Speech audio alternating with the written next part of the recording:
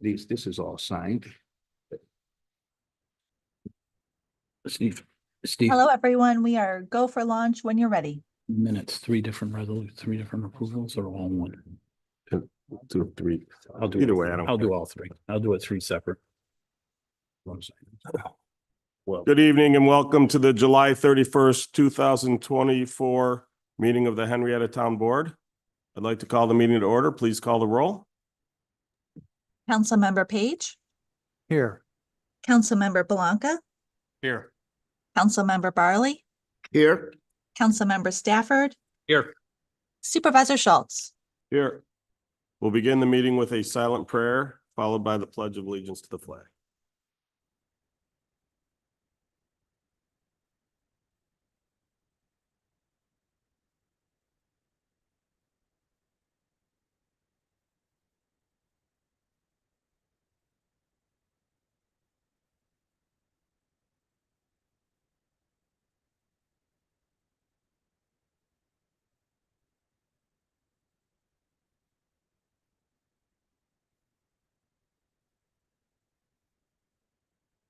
I pledge allegiance to the flag of the United States of America and to the republic for which it stands, one nation, under God, indivisible, with liberty and justice for all.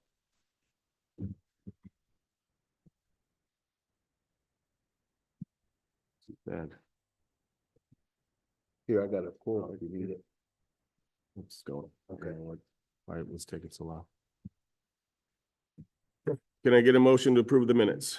Mr. Supervisor, I make a motion to approve the workshop meeting minutes from July 8th, 2024. Any discussion? Do them separately. Second, Any discussion? Hearing and seeing none, please call the roll. Councilmember Page, Aye. Councilmember Blanca, Aye. Councilmember Barley, aye, Councilmember Stafford, Aye. Supervisor Schultz. Aye. Mr. Supervisor and fellow board members, I make a motion, we approve the regular minute meetings from July 10th, 2024. second, Any discussion? Steve, you and I had some conversation about the hotel project and the minute, well, not the minutes, but I think we need to go back. Those minutes are correct, but I just think we need to go back and revisit that subject. Okay, let's do that under item 6. Okay. Any other discussion? Hearing and seeing none, please call the roll. Councilmember Page, Aye. Councilmember Blanca, Aye. Councilmember Barley, aye, Councilmember Stafford. Aye. Supervisor Schultz. Aye. Mr. Supervisor and fellow board members, I make a motion to approve the minutes for the special meeting minutes for July 22nd, 2024. second it, Any discussion? Hearing and seeing none, please call the roll. Councilmember Page, Aye. Councilmember Blanca, Aye. Councilmember Barley, aye, Councilmember Stafford. Aye. Supervisor Schultz. Aye. Mr. Supervisor, I have resolution number 16-229/2024. It's a recognition of achievement of an Eagle Scout, Jace A. Posha, and I'd like to read the resolution that we present to him. Whereas Jace A. Posha has achieved the rank of Eagle Scout in Boy Scout Troop 750. Whereas to achieve that rank, Jace earned merit badges in 46 disciplines, earning him 2 bronze, 2 gold, and 1 silver palm award, including for chess, which Jace would have earned every year, if possible, as he played countless games at camp and meetings teaching younger scouts to play, and for electrical, where he earned how much fun it was to solder things. And whereas during his time in Scouts, Jace held the positions of troop guide, patrol leader, and assistant senior patrol leader, was a member of the OA Brotherhood, attended Sea Base, one of the 4 high adventure camps campuses of the Boy Scouts of America. And whereas Jace received his diploma from Rush Henrietta Senior High School, where he played volleyball, was a member of the National Honor Society, Spotlight Theater, high school band, jazz band, and robotics team, as well as holding a leadership position at the Rush Henrietta Youth Ministry at St. Mary Ann Cole Parish, and is now attending RIT for electrical engineering. And whereas in his Eagle project, Jace rebuilt the shelving, reworked and cleaned the food distribution, and made new signs to assist in the delivery of donations for the local food pantry at the former Good Shepherd School in East Rochester. Therefore be it resolved, the Henrietta Town Board. One second. I just realized that there's a cut and paste error I just Yes. noticed in the Send it in resolution. a row. You finish it. I've got to pull it up. Find it. But it's for Troop 7. It's Troop 750. Is someone here who the sponsor is? Yeah. Pinnacle Lutheran Church. I just noticed it has a cut and paste error from a previous, Oh, so we will have to redraft this. we'll fix it. So therefore be it resolved that the Henrietta Town Board joins the Pinnacle Lutheran Church, sponsors of Troop 750, in recognizing the achievement and honor of Jace A. Pochia in attaining the rank of Eagle Scout. So we can present this here. You want me to second or you gonna second it? I'll second it. Well, you put it for us, so Yeah. I will second it. You fixed it. That's right. So again, we apologize for that, but we'll get it corrected, signed and brought to the Eagle Scout ceremony. Are you Jace by any chance? Oh, you're his father. Okay. Congratulations. That's right. I've always said I would never make it as a bouncer. So I just saw that I can't tell, are you wearing, were you like, this, one of the Scoutmaster? Yeah. I can never remember what the title is, but so, well, I'll just say, as we often say with these, we're just amazed and impressed with what our youth has accomplished.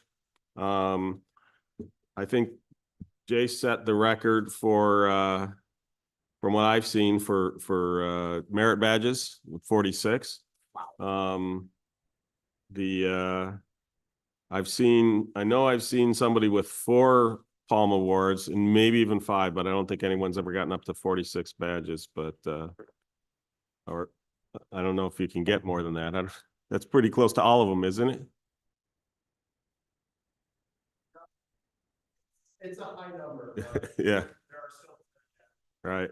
So, but, again, just when you look at these kids, it's usually not just what they're doing in Scouts, what they're doing, it's also what they're doing in their school, what they're doing in communities. And, as both an individual who is part of the 95% who didn't make it to Eagle Scout, as well as the father of a son who didn't make it to Eagle Scout, I'm just amazed at the perseverance, because, when other activities at schools come along, cars, friends, sports, Jobs. women, Jobs. or girls, I guess. Jobs, yeah. I would hope anyway. Right. The distractions can cause some of the kids to not complete. Like I said, my son's a perfect example of that. And to push through and get it done is really impressive. So congratulations to you and to Jace. And like I said, we'll have I have on here when the ceremony is. But I plan to be, when is it? Saturday, 7 p.m. So we will work to get this updated and signed and bring it over Saturday. So sorry about that, guys, since you're going to have to come in and sign. No problem. No Big deal. In fact, Becky, I don't know if you'd have any means to if we'd have any means to print a new one. In the last paragraph, it would change Troop 332 to Troop 750, and it would change Genesee Valley Moose Club to Pinnacle Lutheran Church. But anyway, others, comments? Congratulations to Jace and to his father. Well done. Yep. With the aforementioned church from that area lake. Right. You want a picture of you receiving the certificate? No one will be able to read the fine print. Hey, Rick, you read it. Why don't you present it? I'll take the picture. Coming up. Watch the quorum, sorry. That's very cool.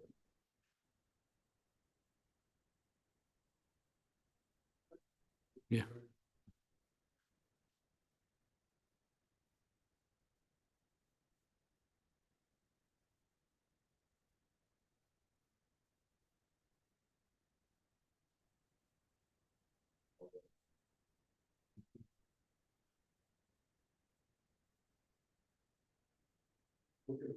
I was trying to photobomb in and you caught me. We gonna get that back. Oh, we're gonna get. No, we're gonna You want have this back or? Okay. either way, we're gonna get you a new one. Okay. Can you see that? real quick? I just want to be correct if I could. I heard Saturday, 7 PM. What's the location? The Rush Pavilion? Very good. Thanks.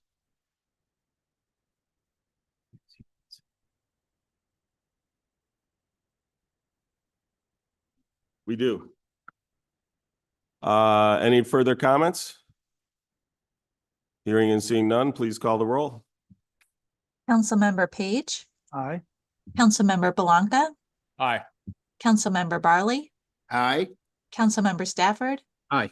Supervisor Schultz. Aye. Again, congratulations, and we'll hopefully see you Saturday. First up on the public hearings, I have special use permit application number 2024-024. Eli Fagan, American Legion Post 1151, 260 Middle Road, to operate a restaurant with dine-in, takeout, and drive-through meal service with outdoor seating, sale of alcohol, and occasional bands, DJs, or other similar loud entertainment. The representative from the Legion. Please introduce yourself and your relationship to the Legion and just give us a little overview of your application. My name is Daniel Dunn. I'm the ABC Liquor Authority representative at the Legion. And I'm here to entertain any questions or concerns. And so in terms of the outdoor seating, that's primarily over near, is it like that back garage area? Pavilion area there. Yeah, And we do have barricades that we put up Right. when we have that type of thing. So you have received your alcohol's license now? Yes, we did. The Congratulations. full premise is available now rather than just down in the they used to only have it for the, down in the bar. down at the bar area. They extended the premises to be, Right. to cover the whole area, because especially since for some individuals, getting down to the basement is Exactly. not the Yep. easiest to do, so. I don't really have any questions. I'm very familiar with your Legion and operations, but I don't know if others. I think everyone pretty much. Any real changes to your daily operations? I mean, or No changes or Oh. anything. I mean, it's still situation normal. It's only now. The primary purpose here is by doing this, now they won't have to come in every year to do the special Gary did last event night. like Gary did for Right. the Yep. raffle, because again, now that the premises are permanently extended to cover the whole area, they won't have to do the temporary one each time, so, I appreciate that. yep. Okay. We realized this was the better way to go forward so that they don't need them anymore, so. If it's a large event, I can get you what that number is that you're expecting more we than, would then yeah. Notify it and get a special permit on. Yeah, because it's not from us, it's just from the building and fire, it's from the fire marshal is who. True occupancy. and that- Yeah, exactly. Just to It's make just them- because if it goes, any event that has more, and again, I don't remember the number off the top of my head, but above a certain crowd, there's additional safety measures that have to be taken in the event of a fire, ambulance, that type of stuff, so. Have them all pervious. So Yeah. what's up? Yeah, we have to do that with our big events too, so. All right, any other questions, anything from the public? Then hearing and seeing none, I am gonna close the special use permit.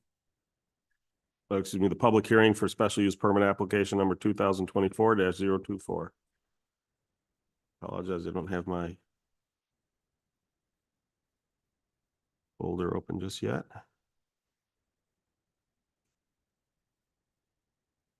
Why don't I see July 31st?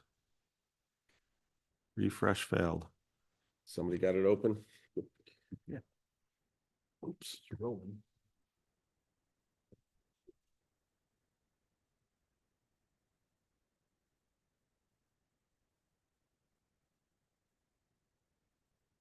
There, it's not there. I didn't see. Oh, here it. it is, here it is. No, No? no, I don't see. Cannabis came up next. Oh, that's for the other one. I'm sorry. This is one we're just gonna do on the fly. I'm sorry. All I right. saw a lot of times, depending on it, we have it, we have expressly, if there's any conditions, we usually rewrite or write the resolution out ahead of time. I didn't notice that's for the next one, so that's where my confusion is. So I will make a motion that we approve special use permit application number 2024-024 to Eli Fagan, American Legion Post 1151, 260 Middle Road, to operate a restaurant with dine-in, takeout, and drive-through meal service with outdoor seating, sale of alcohol, and occasional bands, DJs, or similar loud entertainment. Second.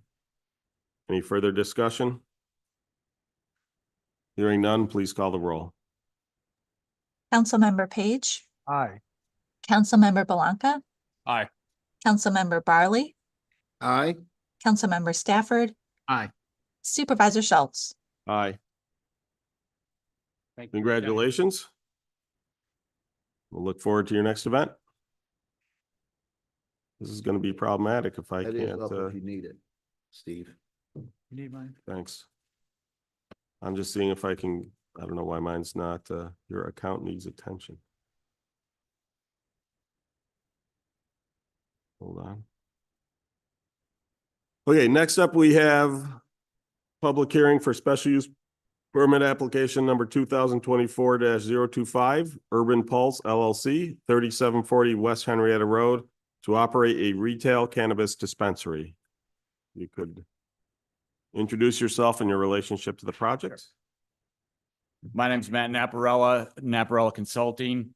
My colleague, John Bissett, design engineer, and on virtual is Amanda Kilroy, the project attorney with Canazone.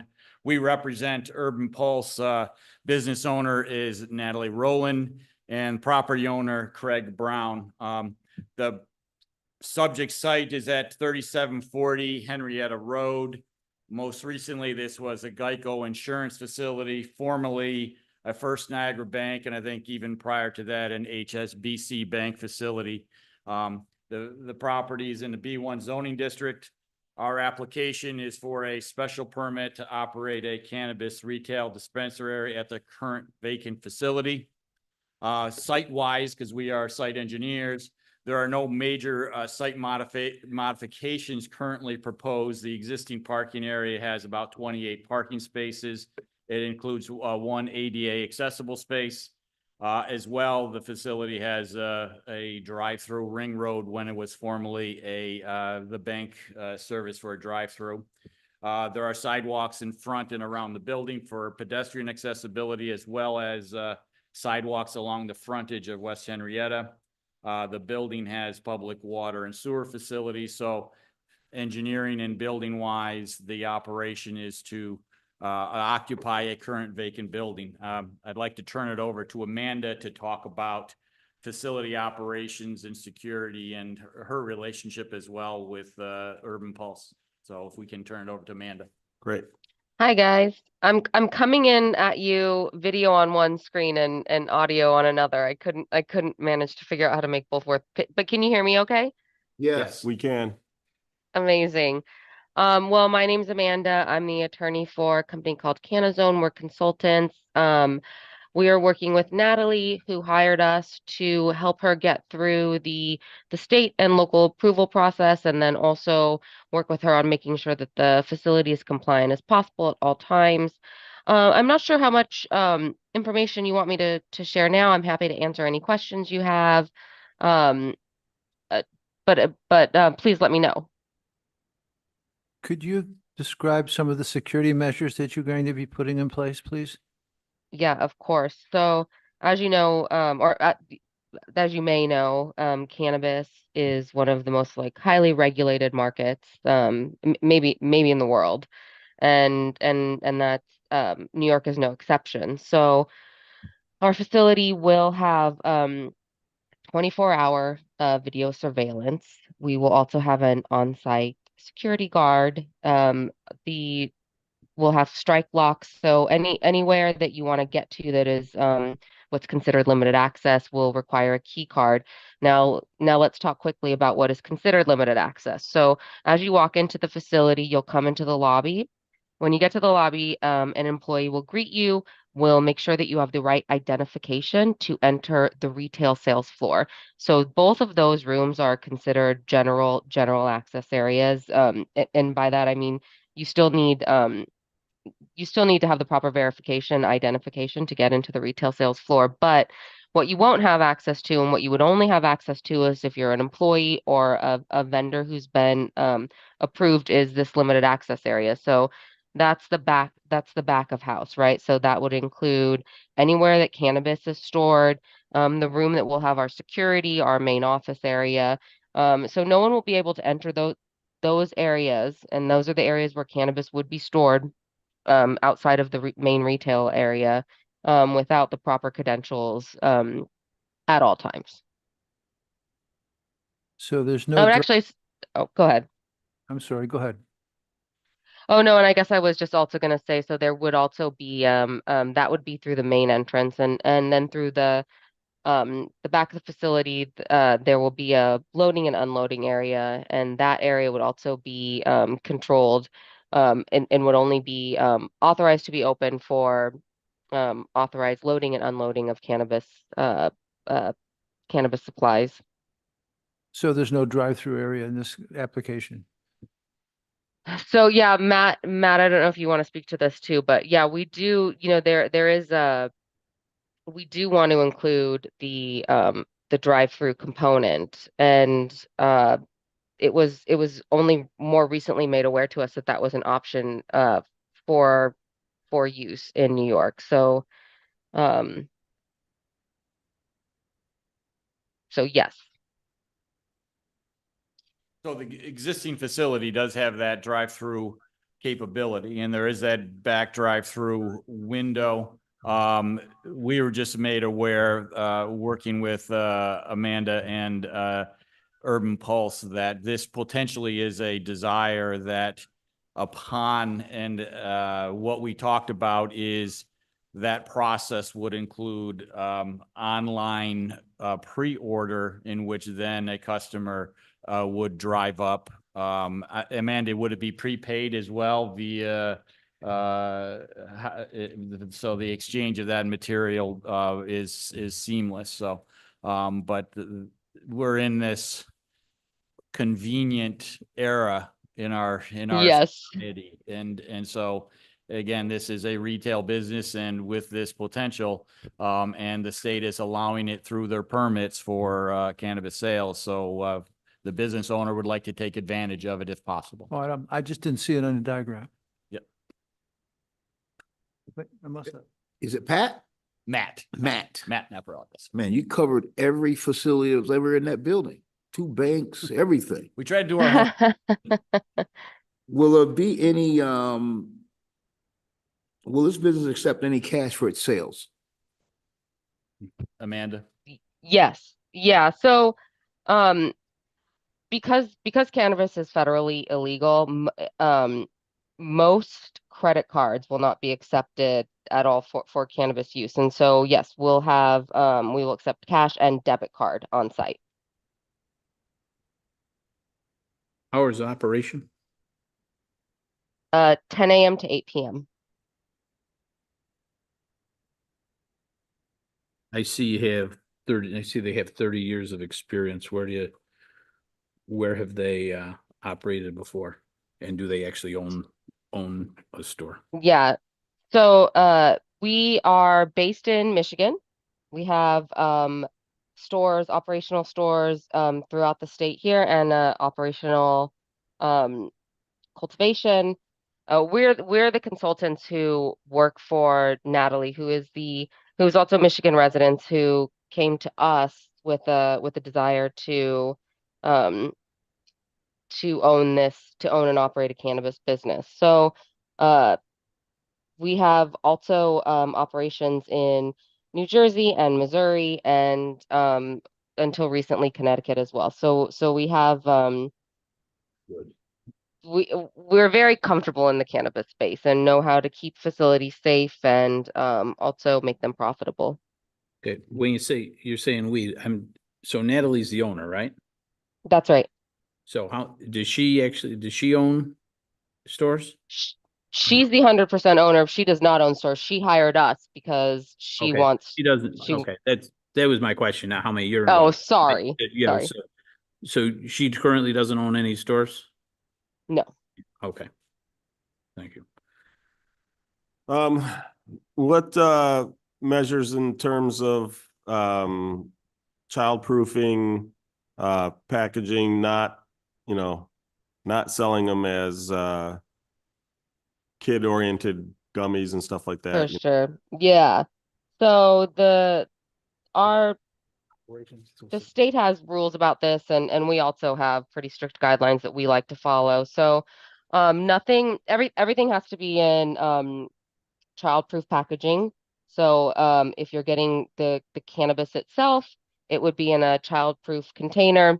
If you're getting something like an edible that might be a gummy or a cookie, that will also be in a childproof container. Additionally, those items would not be allowed to have any evidence on the front that shows that they are some delicious treat that a child might be interested in. Also, no cartoons, no bubble graphics, anything like that might be of an Right. interest to Yeah. a child. None of that is allowed on any of the packaging, and that's per the state guidelines that we would follow. Great. Matt, do you know how close this is to the other facility? I think it's Mango or it's gonna be it's going where Chappie is, right? Is that the name of the facility? I can't Correct. remember. It was Mango Cannabis and it was going into Where Chappie's Chappie is, Hots. right? Yeah. I'm We're sure. checking into it, sir. Okay, thanks, Matt. I do think it is, but It- and where are they with the licensing? I can actually, I'm near a computer, or I'm obviously on a computer. I can check the setbacks map that the state's provided to see where the next closest facility is located to us. In terms of licensing, we have secured a state license. And so the final step for us here is to get the special permit. Right. I don't see any. I'm looking at the state map for approved adult use retail dispensaries and registered organizations. Oh, let's see here. Hold on. So the other location that came in, they're north of the railroad tracks? Is it called the NY Rochester Group LLC? No. That's another one. I don't know. This is one of the I problems. know. We often get the name of the store that they're gonna open it under. Not the entity name. Yeah, Necessarily I mean, we do have, but we remember the name of the store more than the entity name. for sure. Yeah, So I guess I'll say to that point, that there is the setback the state has these setback requirements. And so we wouldn't have been able to receive our state license if we didn't meet the state rules. Let me ask it this way. Are you guys on the website that shows the reserved locations? Mm-hmm. Okay. Yeah, so they wouldn't be up there. It's run by the OCM if they didn't have the proper setback. So if it is less than 1,000 feet, then what that means is that Mango was excluded. So some organizations come and get their special use permit first. Others Oh, before they get the their- state. Right, others go to the state first, so we can't always tell. Like there were two that came in for a special use permit that were across the street from each other. Oh, no. And we didn't know which one was gonna win. Eventually we found out, but so like I said, it's that's why we're just curious, so. For sure. Yeah, we do have our proximity protection from the Office of Cannabis Management Steve, are we and going, our state license.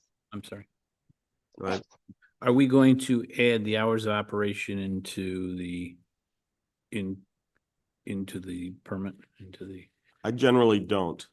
I don't feel that someone needs to come back to the town board to change hours. If you want to prohibit a particular period of time where you don't want sale, Okay. that would make more sense. I wouldn't want to put the hours of operation, because if they want to open up a half an hour later, do they now have to come and Right. update? So. Okay, so it says proposed hours will be in accordance with this city rules and regulations. Do we have any hours do we have any rules and regulations on that? I don't know if they're treating it like alcohol where it can't be served past a particular time. Do you know that under New York State, No, liquor, the they are a subset this- of the liquor authority, so I assume. that's right. I assume that they have to follow those same rules, that you can't be open selling. I was just looking at this and I thought you might ask. So, according to OCM, retail dispensaries cannot operate between 2 a.m. and 8 a.m. Those are the only restrictions by the state. So, the locality, the municipality can set those restrict those even further if they choose, but those are the rules by the state. I just feel like to be considerate of the town and the surrounding uses, Right. we think 10 to 8 is responsible. Thank you for that. What was that, Rick? I said, thank you for that information. You're welcome. I didn't. Did you want to restrict it down from 2 a.m., Mike? Right now, it does not. Well, actually, we haven't even put a motion on the board yet, but. Right, she said she said 10 a.m. to 8 a.m., so Right, restrict it from. it's a simple question. Do Right, you want- restrict it from have 8 p.m. to 10 a.m. then, if you want to put restrictions. in No, the versus a- restriction would be when they can't operate. Right, So, so that would be from 8 p.m. to 10 a.m. They can't operate, right? You said No. the restriction they can operate from. it would be 10 p.m. to 8 a.m. Yeah, is that? That's not what you just said. Oh, okay, I'm sorry. I thought that's. At least, let me rephrase that. That's certainly not what I heard. Okay. So you want to restrict it that they can't operate from 10 p.m. to 8 a.m. No, if she said they were going to operate from 10 a.m. to 8 p.m. Correct. So the restriction would be from 8 p.m. I, to 10 a.m. oh yeah, you can make that motion when we get to it. I think that's too restrictive. Okay, well, Right. you, I was saying that we shrink it from 10 p.m. 10, okay, to 8 a.m. okay. I'm fine with that. Okay. The problem is they were both 8s and 10s. So I guess okay. So I'm gonna put it forth with that restriction. Okay. Any other questions, comments? I will open it up to the public. Is there anyone from the public who wishes to comment?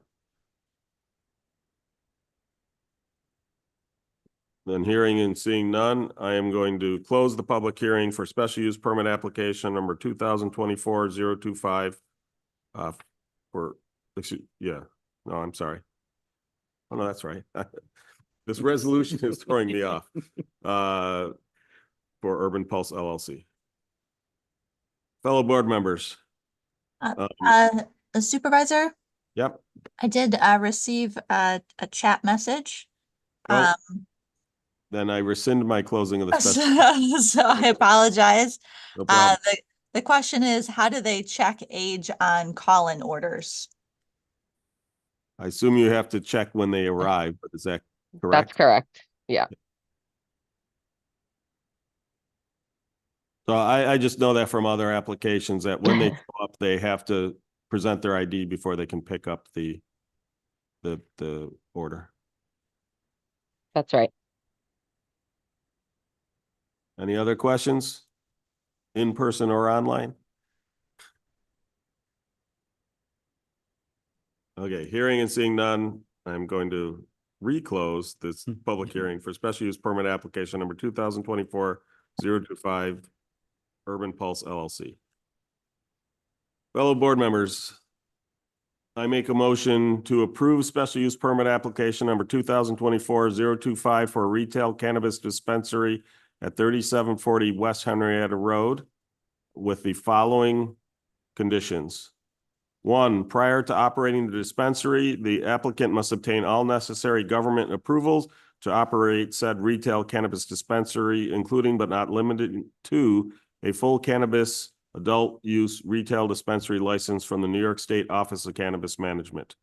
2, the dispensary shall be operated in accordance with all applicable laws, rules, and regulations. 3, that on-site consumption of cannabis products, either in-store or on-site, such as in the parking lot or adjacent areas, is prohibited, and that diligence is expected from the operation to prevent this from occurring.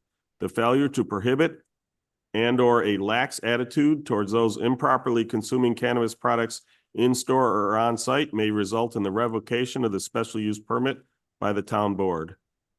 4, the operation exercises diligence with respect to child-proof containers, packaging that does not entice children, buyer identification procedures, monitoring the facility inside and out, the use of a safe and other cash handling protocols, and other procedures and protocols to ensure the legal sale of cannabis products and to help prevent the cannabis products from falling into the hands of minors. The failure to maintain adequate safeguards or a material departure from what was presented to the town board during the application process may result in the revocation of the special use permit by the town board. 5, that all cannabis sales activities shall take place within the interior of the building or at designated drive-through locations in conjunction with the applicable New York State Office of Cannabis Management laws and regulations regarding curbside sales or drive-through sales operations. No sales may occur in other locations outside, under tents, or under a portico or similar physical structure. And number 6, that hours of operations shall be limited to between 8 a.m. and 10 p.m. Becky, I will note that as I put this forward, I noticed in the past it said curbside. They are doing drive-through, so I just, in the language, I put it forth as drive-through, not curbside. Seconded. Any discussion on those? Do you guys fully understand the conditions and accept the conditions placed on the special use permit? Yes. Yep, okay, We understand. Thank you. great. Becky, did you have any questions with regards to those?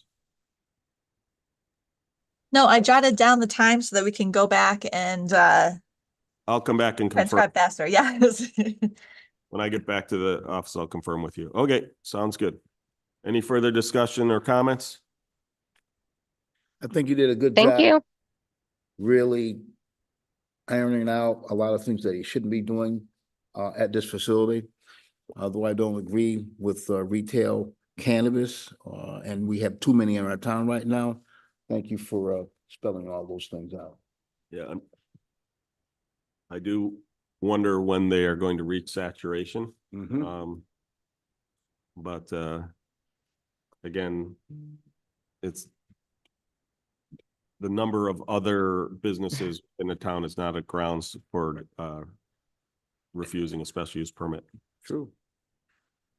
Okay. Yep. Sir. The gentleman has a question. Yeah, Nicholas Hirsch from 62 Wickwine Lane, Henrietta, New York. When you mentioned saturation, is there some kind of limit as to per jurisdiction, per area, per town, village, whatever, as to how many, let's say, cannabis operations that a town or village or a local municipality may have Is there a limit? Is there any number? Has the state given a number? It's not a hard number, but basically there, each time one goes in, it sets off a radius of which there cannot be another. Since it's only allowed along 2 strips of road, Right. Is there a certain number, at least to that extent? to there's that- not, again, it's not a hard number. Well, is there any number, even if it's not a hard one? I just explained, there is you can't, since I can only be in a certain area, Right? and every time one goes in, it blocks out 1,000-foot radius inside that area. There is a maximum number you can fit of 1,000-foot radius circles within the area where they. Oh, can so be in other installed. words, it goes by 1,000-foot radius and how many you can fit? Oh, that's crazy. Okay, that's Right. the law, right? Is that what That's they? the law. It's state law. Just one other comment, Mr. Barley. I just want to say I agree with you. I don't agree with the law either, but it is the law. Yep. Thank you. Fortunately. Any further discussions? Hearing and seeing none, please call the roll. Councilmember Page, Aye. Councilmember Belanca, Aye.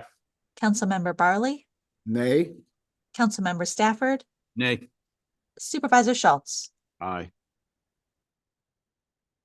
Mr. Supervisor and fellow board members, I have resolution number 16-231, 2024 to approve and or ratify the following agreements. Second. Hold on. There was one more public hearing. Oh, I'm so sorry. You're forgiven. Last up, we have a public hearing for a proposed local law to amend the zoning codes of the town of Henrietta to accommodate the evolving license classifications for the production and distribution of cannabis as promulgated by the New York State Office of Cannabis Management. So basically, when the laws first came out, they addressed essentially 2 types of licenses: an adult use cannabis dispensary and an on-site consumption for recreational. The town opted out of the on-site consumption, so there can be no on-site consumption in town. We did opt in for the adult use retail dispensaries.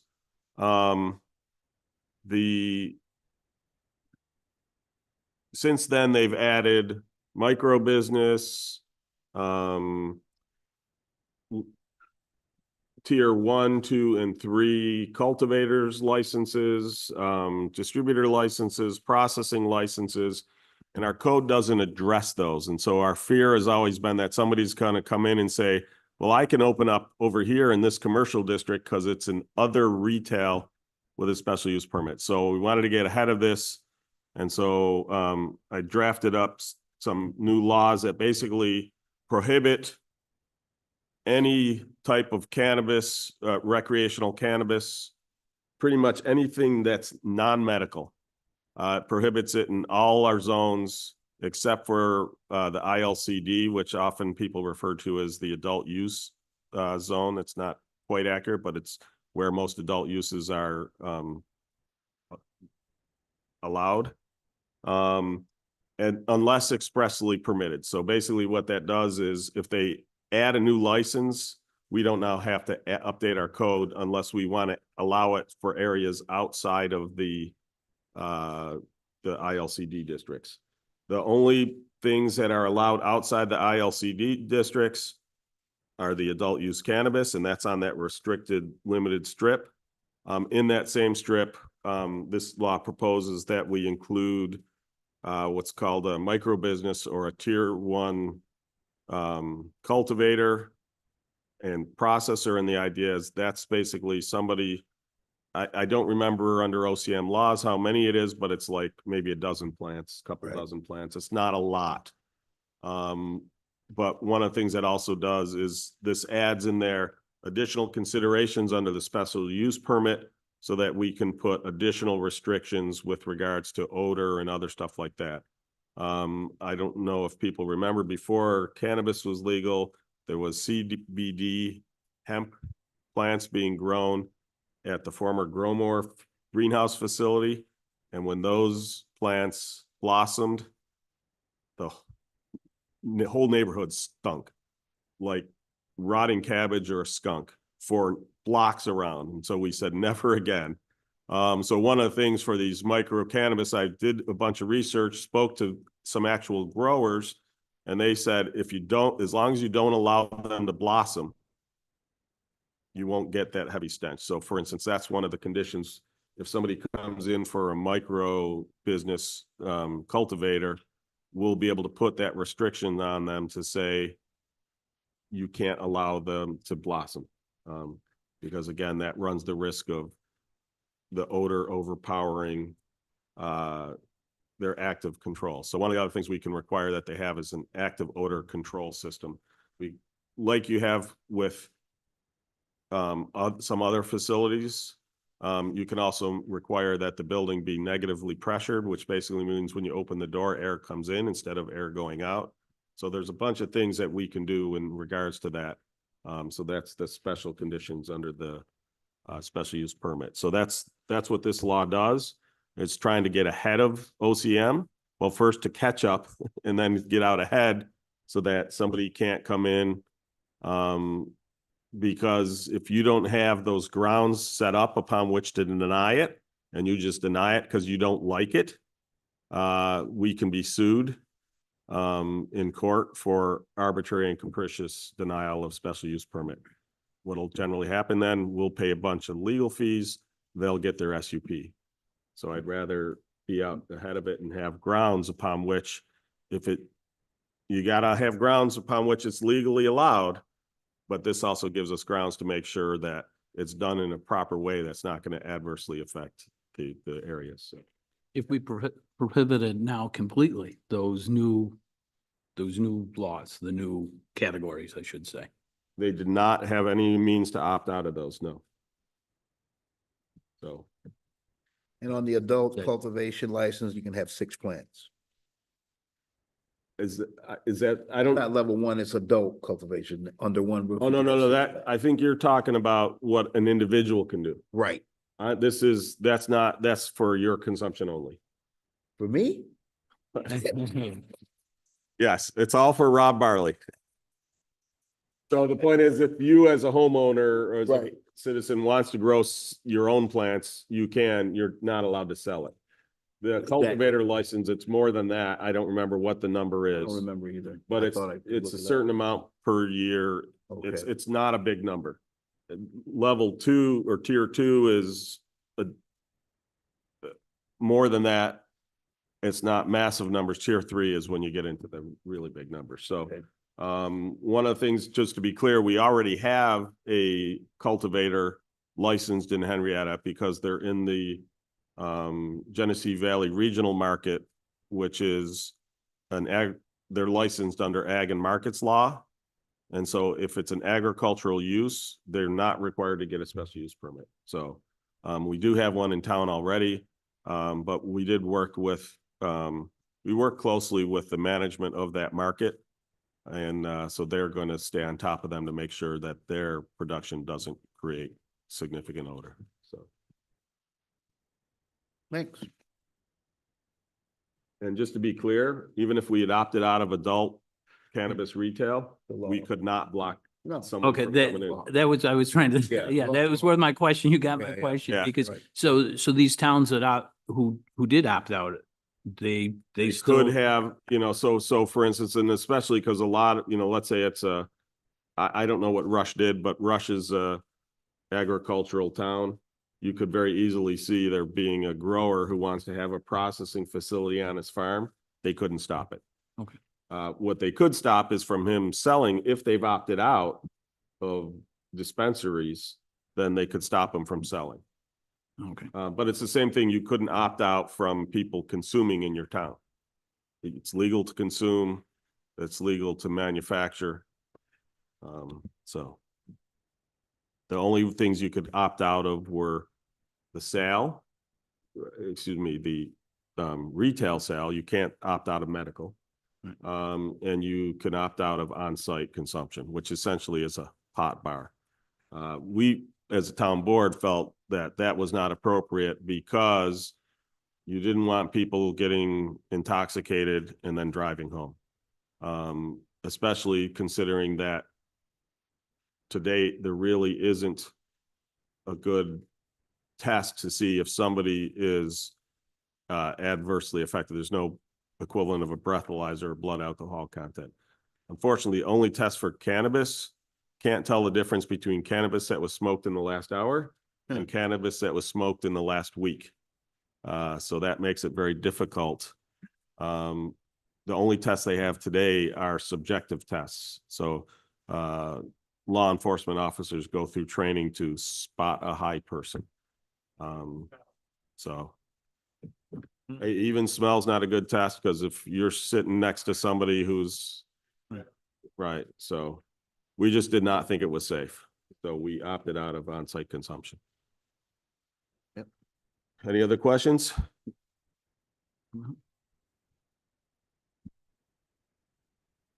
Nicholas Hirsch again. You mentioned that a tier 1 has a limit of 12 plants. Or, I don't know what the number is. I Oh. just said as an. oh, I I don't thought you, know. I thought there No, was a no, no, limit. no. I said like, I said, I don't know, a dozen, 20, 40. I don't know what it is. You don't There know, is what it- some limit. but there is a limit, but you just Mhm. don't know what it is.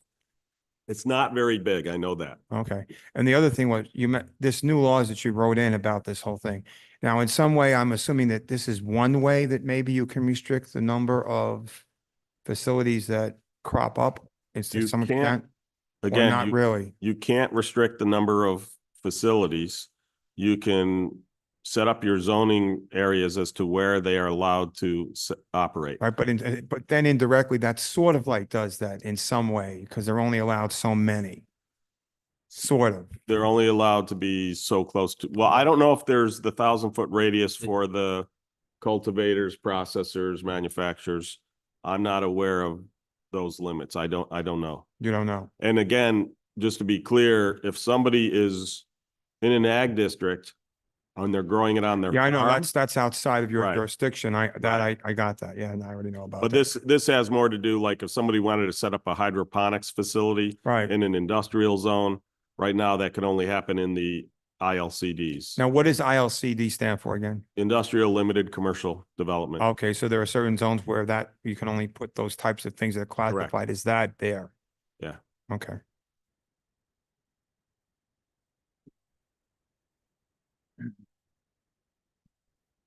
Oh, is there someone online? None with hands raised. There's something maybe in the chat?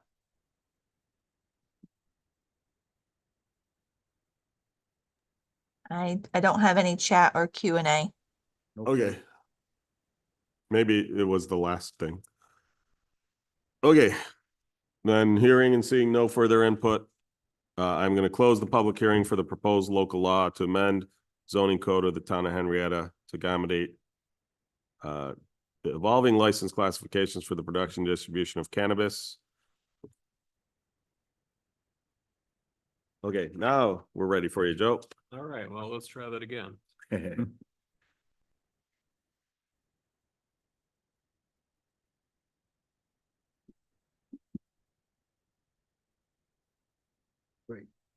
This is awesome. Of course, I hit the wrong button. I believe so. I just may not be close enough to it. Thank you. Mr. Supervisor and fellow board members, I have resolution number 16-231, 2024 to approve and or ratify the following agreements. Second. Any discussion? Hearing no discussion, please call the roll. Councilmember Page, Aye. Councilmember Belanca, Aye. Councilmember Barley, Aye. Councilmember Stafford. Aye. Supervisor Schultz. Aye. Before we get to the next resolution, I will note that one of my staff members updated the certificate, so we'll get that signed and get that to you. Okay. Go Mr. ahead. Supervisor and fellow board members, I have resolution 16-232, 2024. To authorize bills payable and any associated contracts or agreements for July 23rd, 2024 through today, July 31st, 2024. Second. So I will note that of the roughly 1 million payable on for the bills payable dated today, 425,000 of that is for the town court. For those who aren't aware, the town court is now open. It may look like it's still under construction because it is. But it is operational. We have a temporary C of O. The exterior panels did finally arrive, and they are starting to put those up. So there will eventually have finished walls on the outside as well as a roof. They couldn't put the roof on because they have to, the wall panels have to go in first, and the roof caps have to come over the top of it. So it's getting there. So any other questions, comments? Hearing and seeing none, please call the roll. Councilmember Page, Aye. Councilmember Belanca, Aye. Councilmember Barley, Aye.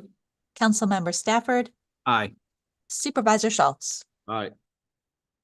Supervisor Schultz and fellow board members, I have resolution 16-233, 2024, to call for a public hearing on a local law to update the town code to include complementary uses as an incentive and revitalization of long dormant and tired retail areas. Second. So as many people know, Southtown Plaza could use some updating. The parking lot could use improvement. There is a business that is interested in potentially coming in and occupying the former Burlington facility. The issue being that their use is not currently allowed under the mixed use overlay districts, or the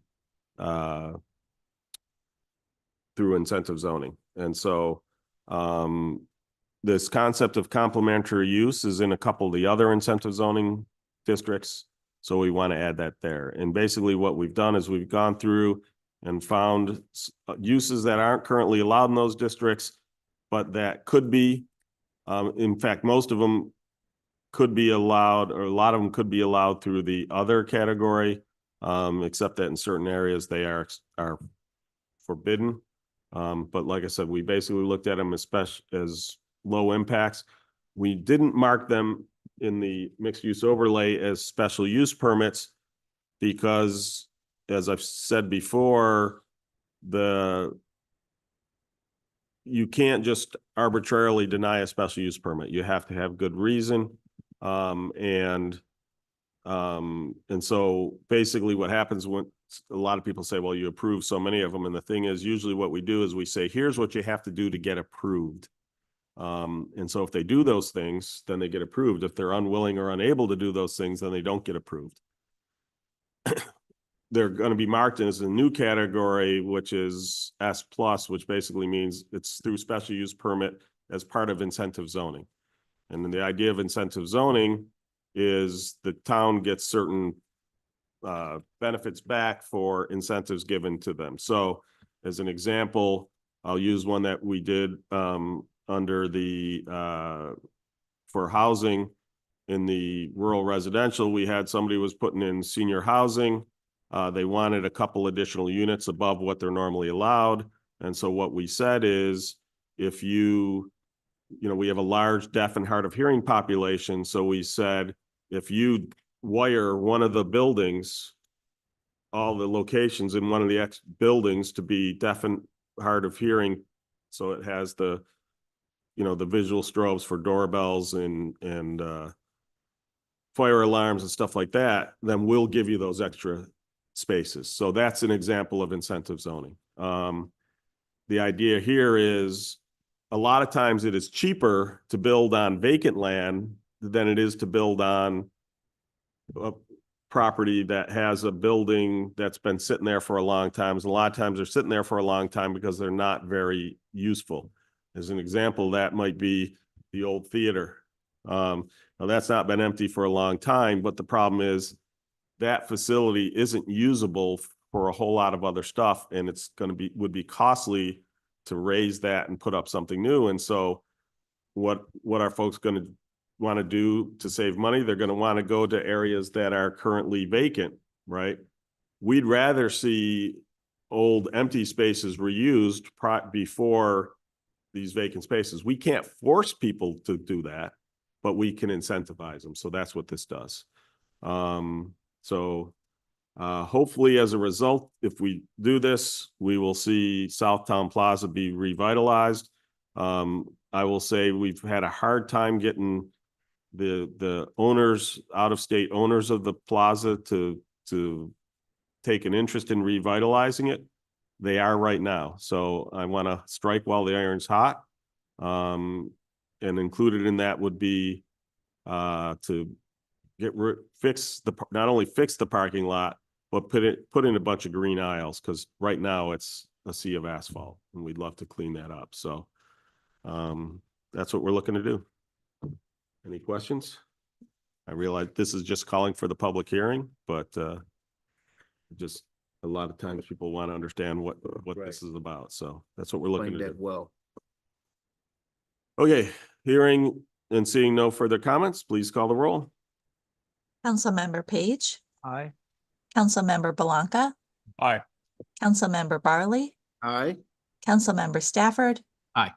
Supervisor Schultz. Aye. Mr. Supervisor and fellow board members, I have resolution number 16-234/2024 to declare intent to be lead agency for a coordinated seeker review and call for a public hearing for a large-scale solar project proposed at 175 Tobin Road. Second. So we're calling for a public hearing to be held at the September 11, 2024 meeting. Just to be clear, we cannot vote on it at that point. We're not planning to vote on it at that point. But with these types of projects, it's typically a multiple meeting process where we take a bunch of input from the residents and neighbors. We fold that in, they revise their plans and they come back. And so the idea is, since we've got one meeting before we could ever vote on it, let's hold the first public hearing at that point so we can get that input and process it accordingly. This particular location, it's a farm. The farm extends far south from Tobin Road. This is at the southernmost portion. It's pretty well isolated from other homes. So this is part of our farmland protection, and I know a lot of people think that's counterintuitive, but small farms have a tough time surviving in today's agricultural market, going up against large mechanized farms. And so a lot of our small farms need additional income in order to survive. And so the idea was, if they can take 25% of their acreage, put solar arrays on it, and then they put a conservation easement on an agricultural conservation easement on the remainder of the farm. So it has to stay farm. That has been beneficial. There's been a couple farms who've taken us up on that, and it's kept them from, instead, their alternative is they turn it over to developers who build homes there instead. If they can't afford to keep their farm operating, that's pretty much what happens to the farms that go under. So it was a way to preserve farms. And again, we can't force them to take advantage of this stuff, but we can incentivize them to keep the farms going. So that's what we look to do. Any questions? Hearing and seeing none, please call the roll. Councilmember Page, Aye. Councilmember Belanca, Aye. Councilmember Barley, Aye. Councilmember Stafford. Aye. Supervisor Schultz. Aye. Fellow board members, I have resolution 16-235, 2024 to approve a local waterfront revitalization program, LWRP, grant contract for the study and design of a canal side park and towpath village. Seconded. So this is already underway. Unfortunately, the New York State Department of State is not the speediest at some of this stuff. So we finally have the finished contract. It actually came in the day of our last town board meeting, so it had to wait 3 weeks to get approved here. Under this, we will also be signing contracts with the aforementioned professional service providers, and those are EDR of Rochester, BME Associates, and Razik Associates. Basically, what we're looking to do is create a quay. For those who don't know what a quay is, it's a pier that runs parallel to the shore. So think Schoen Place. And some people, not everyone realizes it, but the Erie Canal does go through Henrietta. It's the northeast corner. On the north side of the land is owned by the JCC of Rochester, and they are working with the town to they would donate some land to create the Canal Side Park. And then their plan is they would create off their building, they would have some shops, small shops for you know, like an ice cream shop or a hot dog stand or stuff like that to serve the folks on the canal path, as well as they, on the eastern portion, they'd probably be looking at developing housing that overlooks the canal. So it's a great opportunity. And this is to do the design and engineering for that park, as well as the modification of the canal. And I'll say, I've requested from EDR that we have a Henrietta resident who is a landscape architect who works for EDR, who is also on our conservation board. She did a phenomenal job doing pro bono work for us when she designed the Hoskins Park Educators Grove. It's one of the times that the output design was exactly as we pictured it and had managed it, and hope that doesn't always happen. So I've requested that she be involved in the project again. So any questions? JC, see that canal area, that's beautiful. I was just out Yeah. there with my bike this morning. Yeah. It's awesome. Huh? Okay, We'll take care of that later. that's right. There was a question as to why he didn't ride with one of the members of the audience. Okay, any other questions besides why Rob rides alone? Right. Hearing and seeing none, please call the roll. Councilmember Page, Aye. Councilmember Belanca, Aye. Councilmember Barley, Aye. Councilmember Stafford, Aye. Supervisor Schultz. Aye. Mr. Supervisor and fellow board members, I have resolution number 16-236, 2024, to accept a letter of credit for the Erie Ridge Townhome subdivision. Second. Any discussion? Hearing and seeing none, please call the roll. Councilmember Page, Aye. Councilmember Belanca, Aye. Councilmember Barley, Aye. Councilmember Stafford, Aye. Supervisor Schultz. Aye. Mr. Supervisor and fellow board members, I have resolution 16-237, 2024. To accept the dedication of the sanitary sewer, storm sewer, and drainage system for Foxfield subdivision, section 1. Second. Any questions, comments? Hearing and seeing none, please call the roll. Councilmember Page, Aye. Councilmember Belanca, Aye. Councilmember Barley, Aye. Councilmember Stafford, Aye. Supervisor Schultz. Aye. Supervisor Schultz and fellow board members, I have resolution 16-238, 2024. Whereas Janet Howland and family donated money to purchase a lilac bush, which has been planted at the senior center in memory of Ruth and Gil McGraw, lifelong residents of the town of Henrietta and avid participants in the senior center. And therefore be it resolved that the town of Henrietta thanks Janet Howland and her family for the generous donation and wishes them our heartfelt appreciation and condolences for their recent loss. Second.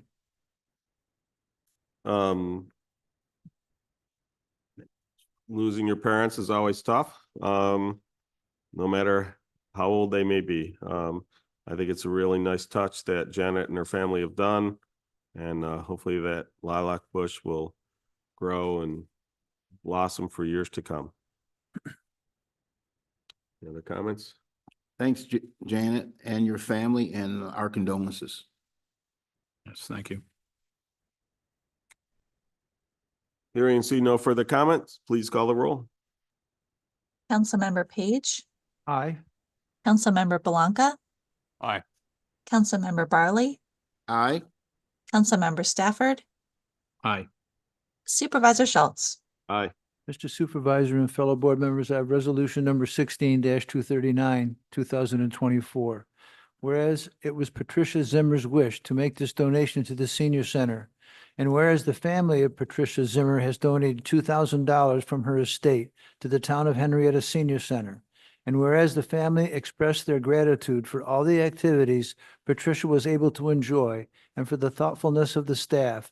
And whereas a check in the amount of $2,000 was received by the Director of Finance, therefore be it resolved that the Henrietta Town Board acknowledges this donation, thanks the Zimmer family for their generosity, and sends condolences to the family for Patricia's passing. Second. So again, it's always tough to lose a parent. Patricia was heavily involved at the senior center activity wise, and it was wonderful of her to make this donation, essentially posthumously, and her family to carry out those wishes. Our senior center does a phenomenal job, and the number of donations we receive in honor of seniors who've been members there, who've participated there, kind of speaks to that. So, any other comments? Thank you for your generosity. Well, I think we have one of the best senior centers around. The older I get, the more I respect it. It's a great place to go to get people out of the house and keep them active. So that's a great donation. Absolutely. Hearing and seeing no further comments, please call the roll. Councilmember Page, Aye. Councilmember Blanca, Aye. Councilmember Barley, Aye. Councilmember Stafford, Aye. Supervisor Schultz. Aye. Fellow board members, I have resolution 16-240, 2024 to authorize Tinker Homestead and Farm Museum items on the de-ascension list to be removed from the town's inventory. Seconded. For those who don't know what a de-ascension list, it's the opposite of an ascension list. So basically, as stuff is donated to the town, goes on an ascension list.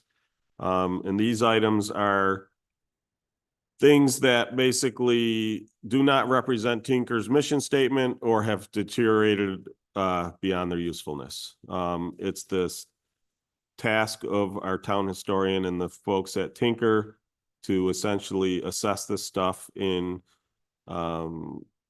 accordance with the original gift and the spirit of that gift. And they do a fantastic job. And I know that some individuals have been spending a lot of time going through all that material, because in addition to all the stuff that supported the house museum itself, there was a lot of stuff that was essentially just in the house. So this will be an ongoing effort. And one of the things that we're looking at is for some of the stuff that doesn't match the original mission statement, but does have some value, they're going to take a look at transferring them to another museum or educational institution, maybe a private sale or auction type thing, but just basically look at, they're not just going to throw the stuff away. If it has any kind of value, they'll try to find a home for it. So thank you. I know we've got a number of the staff here who did a bunch of that work, and appreciate what they do, not just for there, but the whole, if you've never been to Tinker, go. It really is a gem. Both the senior center, or excuse me, the Homestead Museum and the Nature Center. Senior Center, Nature Center. Right. You guys have anything to say?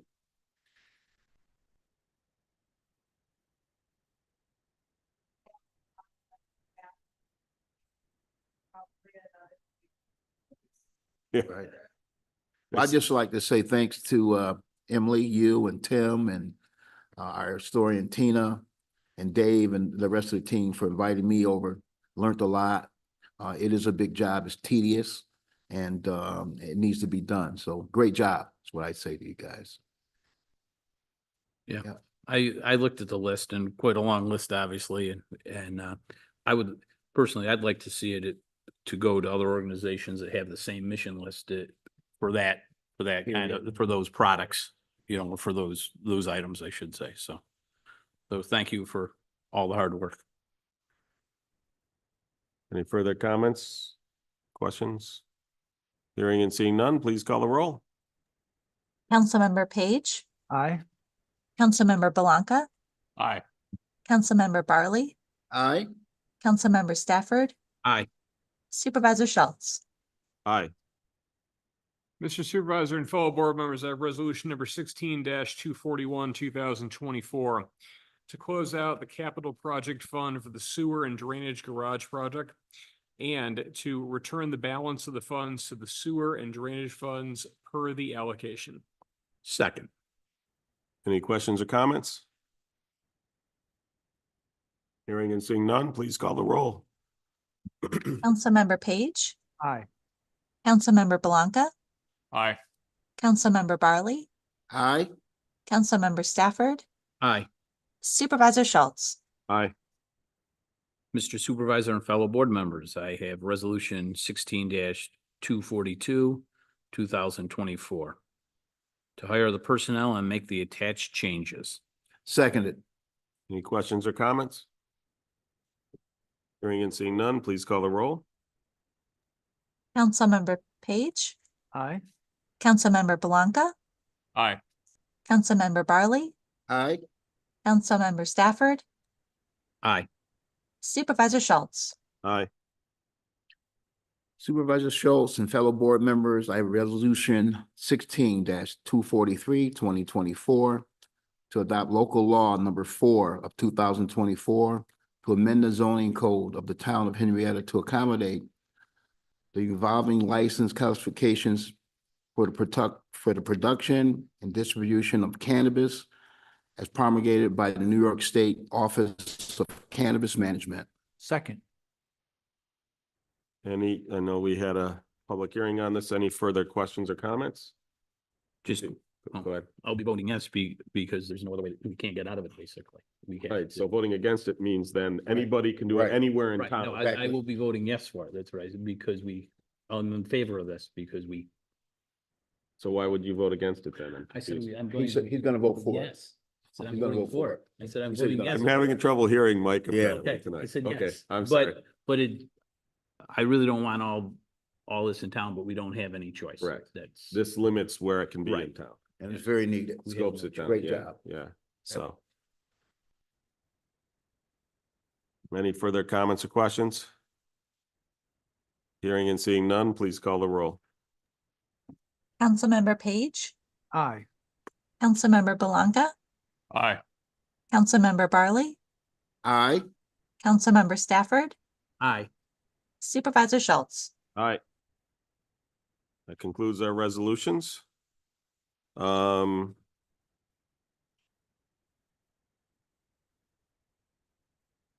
The first one up we wanted to discuss is the,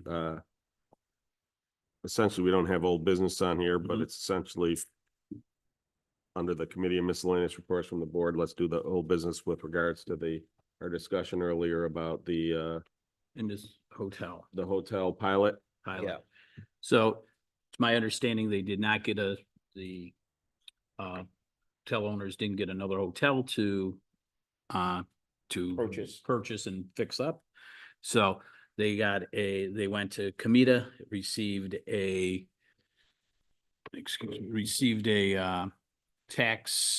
the sales tax abatement for up to $874,182, and they also received a mortgage tax exemption up to $123,700. So the sales tax exemption would be for the materials they buy. Yes. Correct.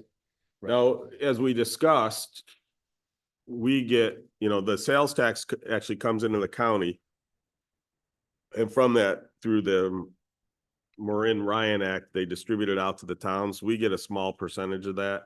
So we have as much say in that as every other town, school district, village, and city in Monroe County. Right. So we always left that one up to the county. I don't remember there being a discussion of mortgage tax.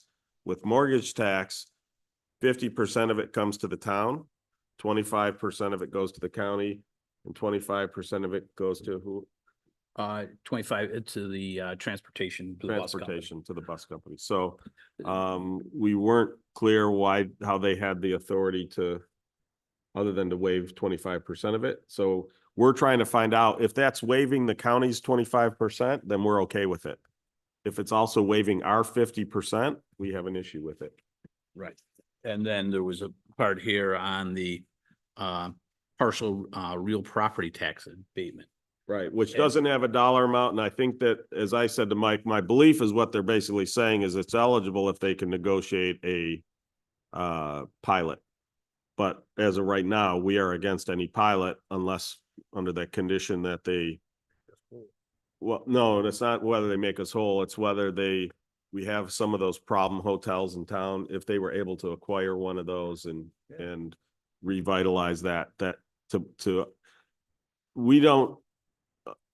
And when I say we, it's certainly the majority of us, based on the way we voted, maybe all of us, don't understand why there's a pilot agreement for a hotel. So they try to talk about how, because they're near RIT and people come in from out of town for RIT, it's considered this outside Commerce. commerce. Yeah. It's not. I don't understand it. Otherwise, then all hotels are that way, right? Because who stays at a hotel in their own town? But they're not coming here for the hotel. And oh, by the way, all those groups that they listed, they're all tax exempt. So they're already not paying property tax. So we're not clear why the hotel should get it. Now, like I said, if they're willing to restore, or basically remove one of our problem hotels and restore it to a useful hotel, yes, we believe that's worth a pilot, but not just to operate a hotel. Their promise is that we're going to hire co-ops. Okay, lots of places hire co-ops. Right. Should they all not have to pay property taxes? If that's the case, I'll hire a co-op and not pay property taxes. Right. I mean, it's Right. silly. Yeah. It's just, anyway.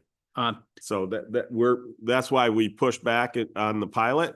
But again, Mike spotted the thing about the mortgage tax and we're going to dig into that. Unfortunately, they don't say what the total mortgage tax would otherwise be. I guess we could calculate, it'd be 1%. What the mortgage tax, the mortgage, yeah, it would be 1% of. So Of- What's that number? what's the value? Is that Value. 1% of 12 million? yeah, Okay, 1% so then of- that's all of it. That answers that question. right. Mortgage tax is 1% of the mortgage. So if they're putting the entire $12 million hotel on the mortgage, then We found it was in here. Yeah, usually on the other ones, they had it spelled out. Right. How much, but on this one, they don't actually have it. have that. the other thing we're gonna question is in here, it mentions lease back. Uh-huh. We don't want a lease back unless there's a pilot, because as soon as they go on lease back, it means the property is owned by the county and therefore it's tax exempt. So we want it to stay on roll one. Unfortunately, that's looking out not just for us, but especially for our school district. Because what happens for the school district is any growth that happens on roll 8, this is on the tax rolls, does not count towards the growth in their school district. And so they don't get credit for that growth when it comes to all the state funding. And what's silly is then when it later comes off the pilot and moves back to roll 1, they don't get credit for the growth then. So it'd be one thing if it was just deferring the growth until the end of the pilot. But the instant it goes on pilot, they lose credit for that growth for all their state funding mechanisms. The state comptroller could fix that by fixing the formulas and say growth is growth. Unfortunately, they don't. So that's why the school district is very much against pilots, and we support them You know, now again, if it's something that's gonna bring in a bunch of jobs, Good jobs. good jobs, that's another story, right? And the school district in general is okay with that. The other thing they're good with is affordable housing, especially affordable senior housing. They get it. Yep. But there seems to be a growing push for more and more folks to get pilots. Well, that's not fair to all the other businesses, all the other homeowners. So, and again, it's bad for our school district. So we generally oppose those. Well, just for the record, when I voted for this, I was under the understanding they would probably get the sales tax. Right. I was not, I think we all were. I had no intention that they were going to get the mortgage taxes. Right. So that's I why. don't remember that ever being part of the discussion. We had expressly said that we were okay with them getting the sales tax because again, we're just one of, 19 towns. I don't remember how many villages or how many basically every town, every village, every school district and the city all get a portion of the sales tax. So we're just one of many votes, but, ultimately, the majority goes to the county, so that's why I see it's up to them as to whether they do the sales tax. I see an individual raising his hand. Yeah, Nicholas Searching. Are we saying that the fact that they're getting this tax break, that it's not, that they're doing something that's not legal? Or are we, when I say we, I mean the proverbial, or are we saying that what they're doing is legal? It's just that somehow you didn't agree to this. I mean, I'm not sure exactly what it is here because it's a little, because, I don't think they'd be allowed to claim it if it wasn't legally claimable. So Comida has the authority to offer tax breaks. Right. What they typically do, like for the pilots, because it affects the town directly, the school district directly, they ask our permission. They ask whether we support it. Now, they don't legally have to. In fact, the prior administration at the county didn't used to listen to the towns at all. The current administration, and the current director for, Comida on a list, she pays attention. If the town says we don't want a pilot, they don't enter a pilot. We had said, okay, on the sales tax, they also added mortgage. Now, I think this was a miscommunication. I think they, in their minds, sales tax and mortgage tax abatement were one thing. But is there a law that says that they can add that? I mean, is there some No, kind of law that says they there's- can't do that? To my knowledge, they have the legal right to do that. We're just asking them, if you're gonna ask our permission, we're against you giving up, because that's $61,000. $61,000. I get That's it. no longer to come to the town. But from a legal, hotel. I know, I get it, but from a legal standpoint, they don't need your permission really, because they're doing things within, I mean, it As is I illegal. understand it, under Industrial Development Agency authority, they can do that. And like I said, I don't even think they need our permission for the pilots. Interestingly enough, what's one of the strange things, as I understand it, they don't need permission for the pilots. They only need permission if they're going to modify a pilot. Well, there you That's go. New York State law. It doesn't necessarily make sense, but. So in other words, the bottom line is the town officials don't agree with it, but what they're doing is legal. We're right, but we're gonna request that they reconsider You at can least request, our portion. you can request it. I don't know how far you get, but you can certainly I will try. tell you, like I said, this administration has been very receptive to our input. They are very. Is there any reason why the state controller won't redo the math here as far as like the way this is I don't know. calculated? I've written multiple emails, never gotten a response. I don't know. Well, that's the state for you. I understand. So, I can say I spoke to Anna twice and normally they don't offer any of these breaks for retail, which is, the hotel is considered retail to begin with, but it was because of, that uh, weak justification, in my Right. opinion, yeah. and also, she disagreed with me on the breakdown of how the money gets broken down, but that's Okay, just, we'll dig just into for the that. record, I wanted to make sure. Right. I mentioned that Did she disagree or was she not certain? she told me, yes, she said it was the county who got the 50%. And Okay, that runs contrary to what we read and what I we read. read, right, so. And I can tell you earlier in the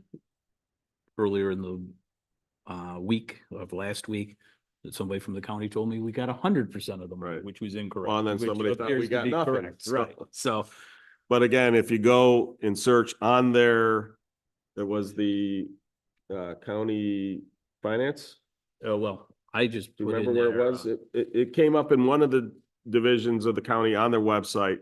It gave the breakdown based on the different types, so the mortgage tax changes depending on whether the mortgage is over or under $10,000, whether it's on commercial properties, residential properties, but in all of them, we get 1/2 of 1%.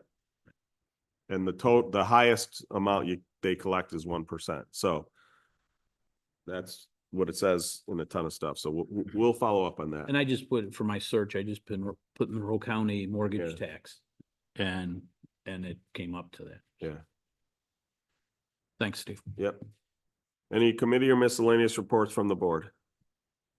It's something minor from, I spoke to the chief today, the fire department, and just, asked about the number of calls this year that they're going through, and it's strange that it's so close from last year, but in 2023, 6 months in, they had 3,039. And in, I'm sorry, 3,439. And this year they've had 3,407. It's that, I mean, it's almost identical in calls in the last 6 months, but nothing to report major over there, just a few more retirements. Sure. I will just note, I just looked it up again. It's the county clerk. Since that's who records it, it's the county clerk who specifies that that's what the breakdown is. Since she's the one who records it and collects it, I gotta believe she knows how it gets distributed, so. Others? I attended a Henrietta Ambulance, CHS, business as usual. You can see that their new garage is going full bore. To protect their ambulances from being outside. We had a Community Health and Safety Coalition meeting, and we texted you an article to include in our Henrietta happenings. I want to make sure you got it tonight before I leave. Okay. Thank you. Rick, do you know how many bays they're putting in there? How many bays? I Couldn't tell. It looks like a possibility with two, but maybe two deep. Okay. Yeah, because Chris Martin, can you answer that question?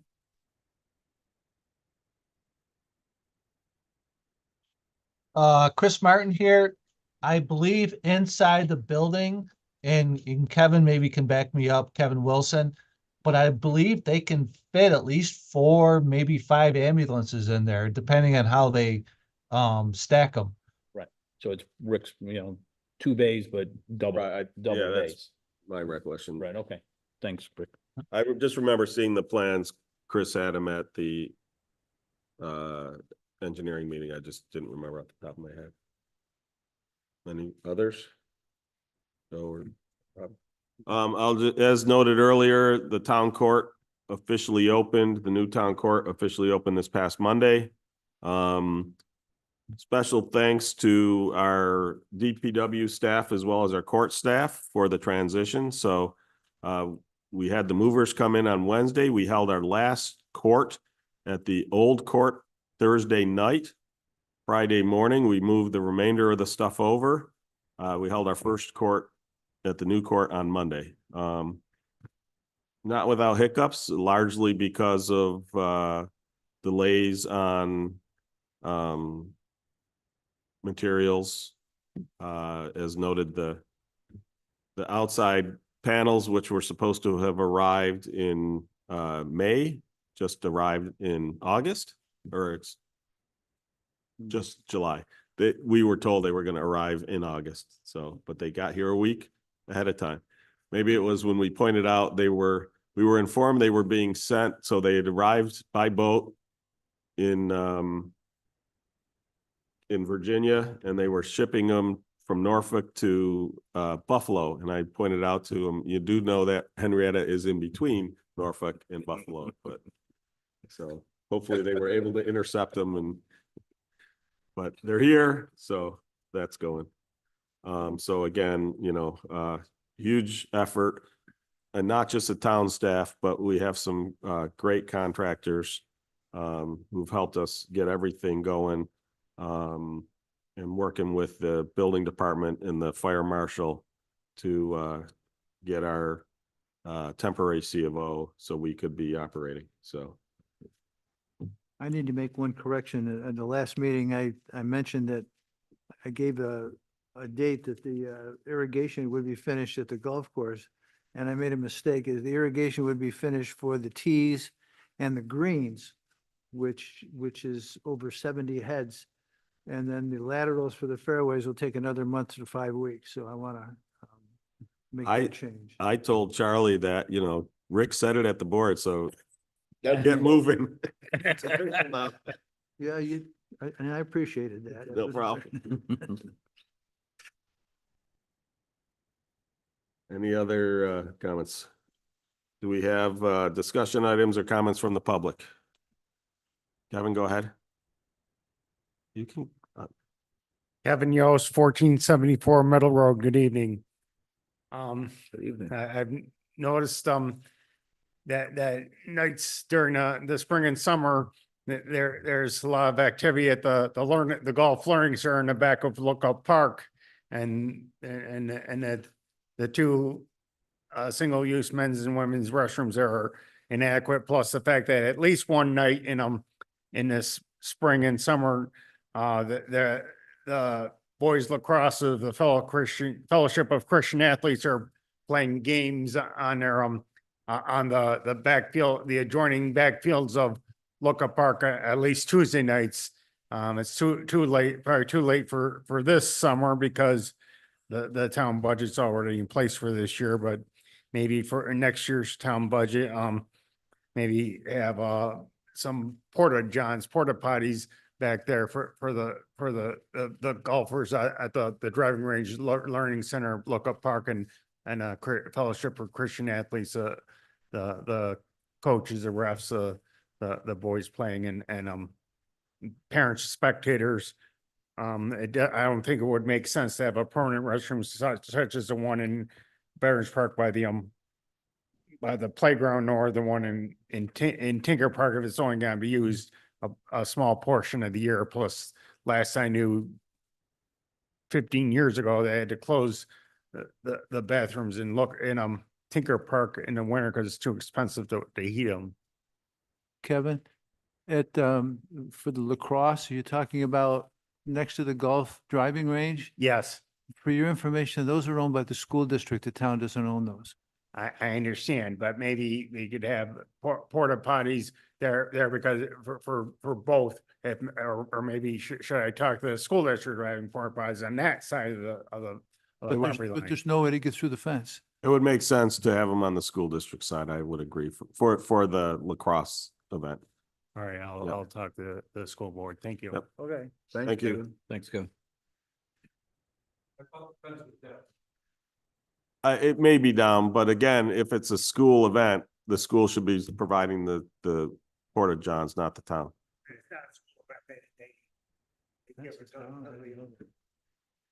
It's not a school event. They either, the Fellowship of Christian Athletes either pays the school district or the school Right. district lets them have it for free. I understand that. My point being that it's authorized by the school, not by the town. They can't be on the school property without school permission. So if they let them for free, maybe they could suggest to that organization that they provide porta johns. The point is, it's a school. I realize it's not the school itself putting on the function, but they are providing the land. Just like when we allow, when we have the concert series out here in the farmer's market, we're not putting the stalls up there that the farmers are coming in. We're not the band, but it's our event, it's our land. We put the porta johns out there for the attendees. So to me, it should be the same thing. But we'll look into it with regards to the driving range. And I thought there were two. Oh, no, we switched one of them to be internal to Baldwin Cabin, didn't we? The bathrooms over at Well, in the driving range office area, there's restrooms there, correct? Right. I think so, yeah. Yes. I've been there for a couple of foundations meetings this past spring and summer, but I think they're on the side there. I just been in the little room there, we're having our meetings and that's about it. I'll discuss it with the rec staff and see what their recommendations are. All right, Thank you. Thank you, Kevin.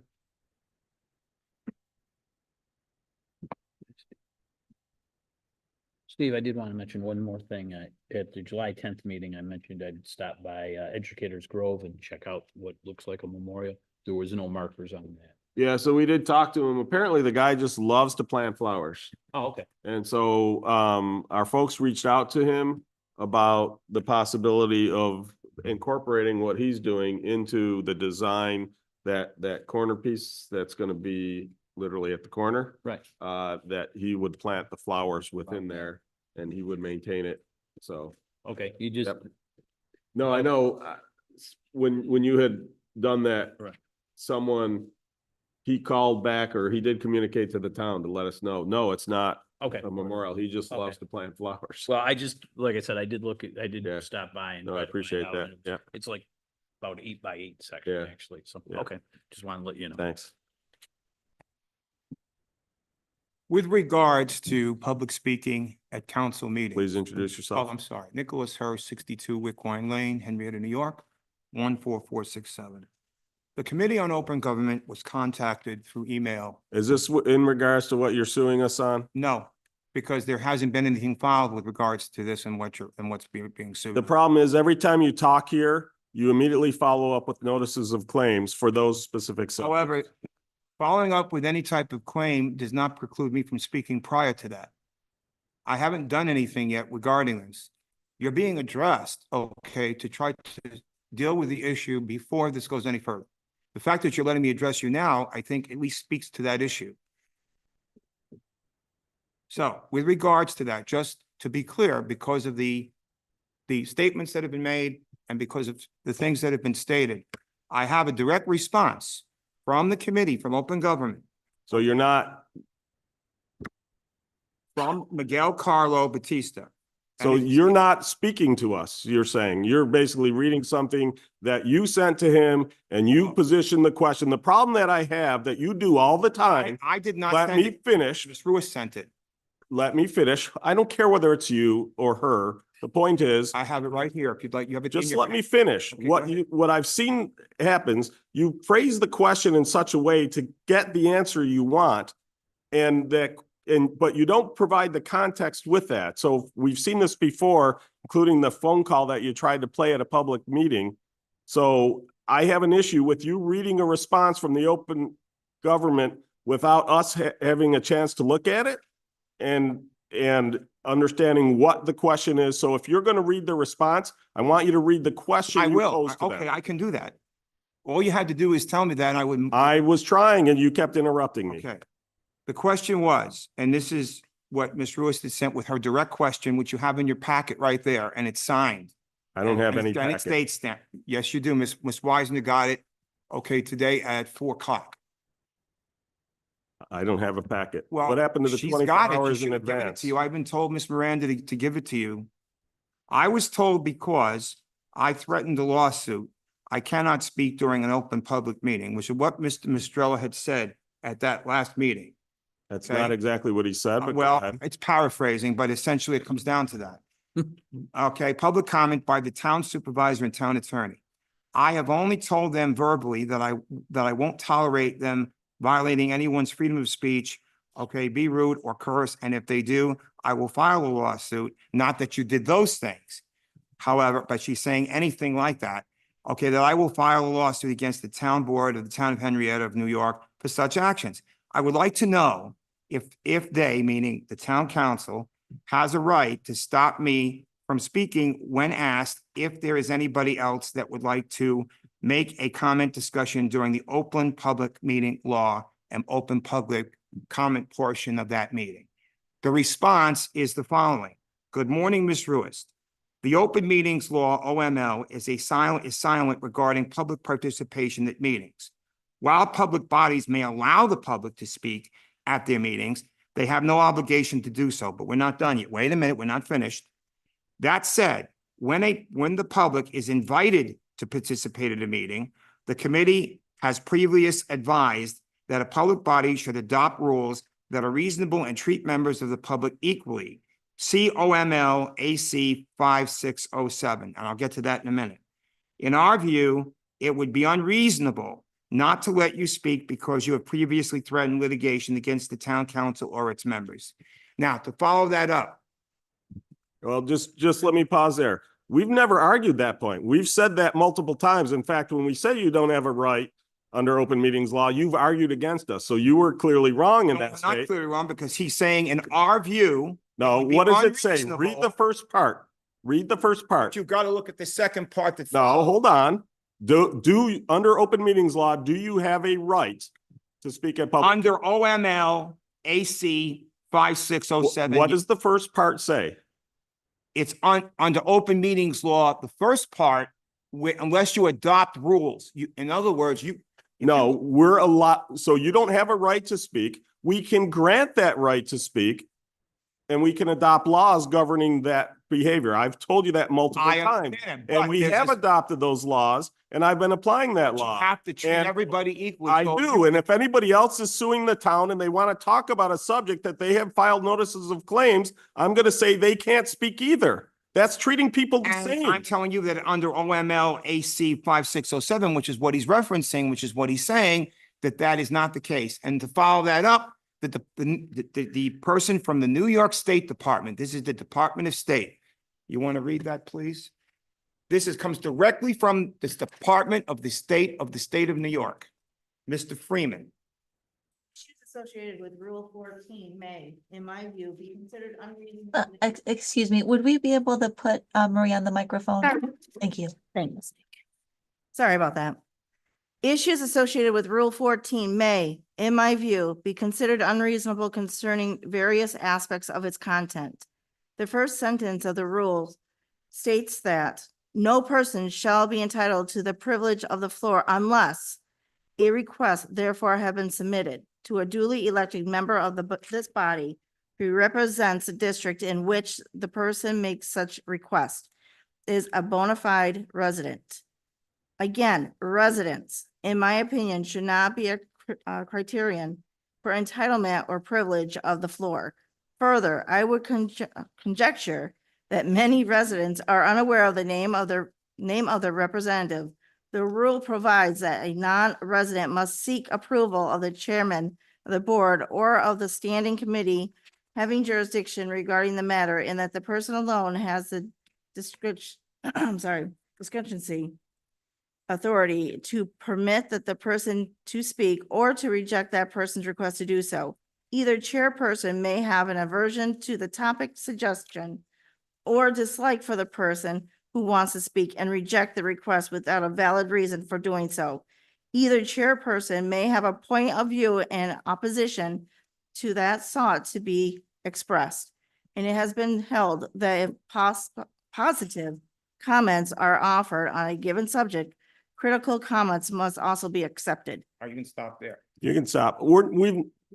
Since when have we ever said let me just Oh.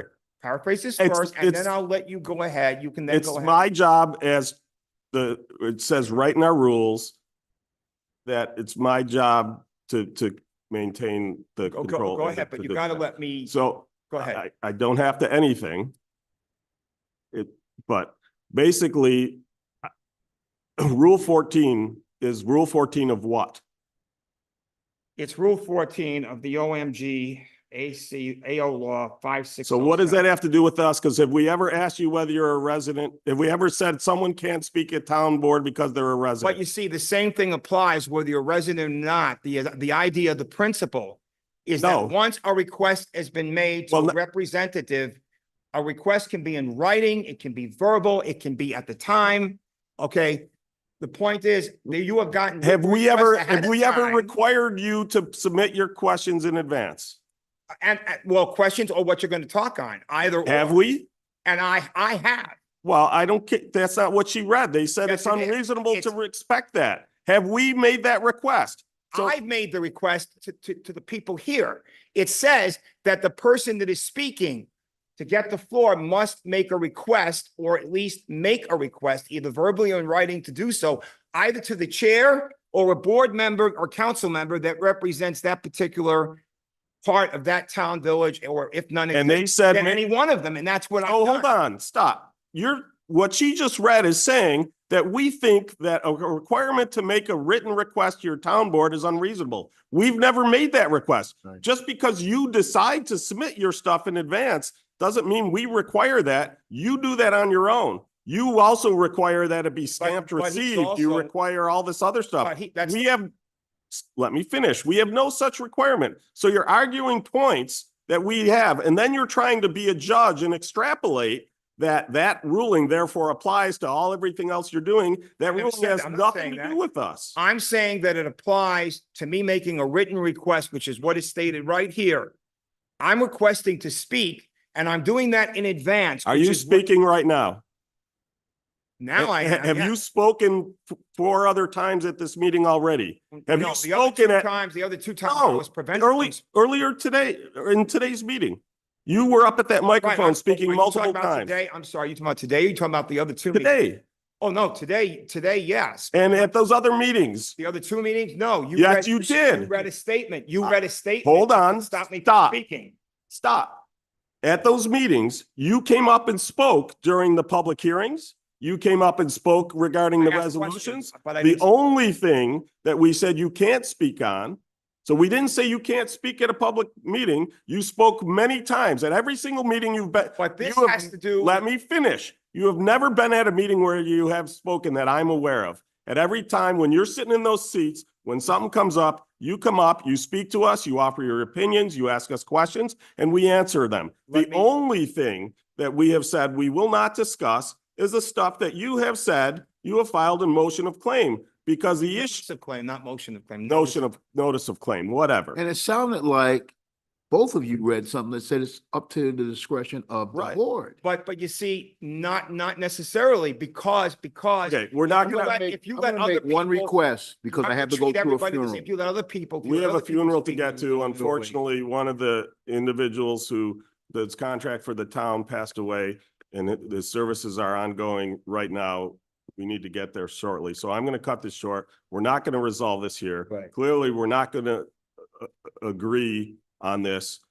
I'm just addressing. That's the fine. other- You've the addressed other it. two meetings, the other two meetings where I was prevented from talking, not this one. You make it- Just to be You have clear, never I just- been prevented from talking. You've During o- open public I'm- comment, yes, you're I'm not. trying, No, I'm you've trying to been look up prevented now from how many talking times. About, I asked you, does this have to do with what you're making the motion to claim, and Notice of we claim, shut it not down, motion of notice claim, of no. claim. Whatever. And But no the one point notices is, claim. I no will show notices you the claim. minutes, you spoke at those meetings, so don't say you weren't allowed to speak at I'm those talking about the meetings. open public comment at the two. Supervisor Schultz front. and fellow board members, I make a motion to adjourn. And Ms. Ruiz hasn't gotten a chance to talk. I'm going to She turn did the talk. floor over to you. She already did speak.